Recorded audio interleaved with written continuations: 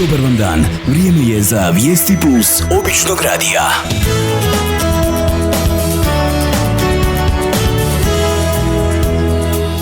Dragi slušatelji, dobro jutro. Visoke temperature i vrućine su nam stigle, što je dovoljno dobar razlog da svoje dijete upišete u školu plivanja u Širokom Brijegu.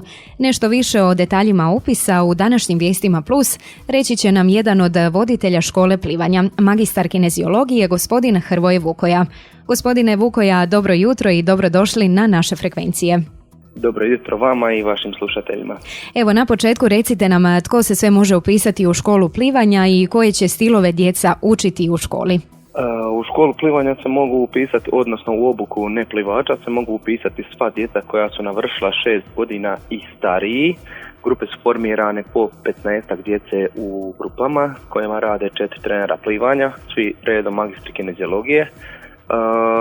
U obuci neplivača će djeca savladati osnovne plivačke pokrete, a u plivačkoj školi gdje se također mogu upisati samo djeca koja znaju plivati, djeca će tu savladati stilove plivanja kao što su delfin, lezno, prsteno i kraul. Na koji način se zainteresirani mogu prijaviti i dokad su prijave zapravo otvorene? Prijave su otvorene do 24.6. koji dan pada ponedjeljak kad je planirani početak ljetne škole plivanja, iz razloga ako vremenski uvjeti to dopuste. Ako ne, prolongirat će se koji dan.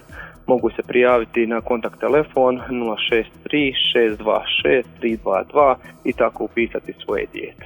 Otkrite nam još gdje će se održavati treninzi i tko sve čini tim škole plivanja. Treninzi će se održavati na gradskom bazenu u Širokom Brijegu. Treneri plivanja su trenerica Ana Čerkez, isto magistrica kineziologije, kolega Toni Ćorić, magistar kineziologije, prvostupnica kineziologije Ana Jelić i evo ja, kao što ste već najavili. I evo za kraj razgovora, što biste poručili našim slušateljima? Pa evo, pozivamo sve slušatelji da uživaju ljetnim radnostima, da svoju djecu upišu u školu plivanja kod nas u Širokom Brijegu ili ako, evo, slušatelji iz Mostara u Mostaru, negdje bilo gdje ima, i te ih pozivamo da što više se bave tjelesnim aktivnostima u svakodnevnom životu. Gospodine Vukoja, veliko hvala na odvojenom vremenu i puno sreće u danjem radu.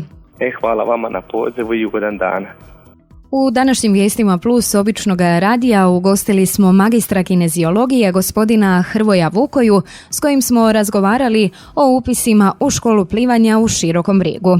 Vi dalje ostanite uz naše frekvencije jer nakon kratkih reklama svira najbolja domaća glazba.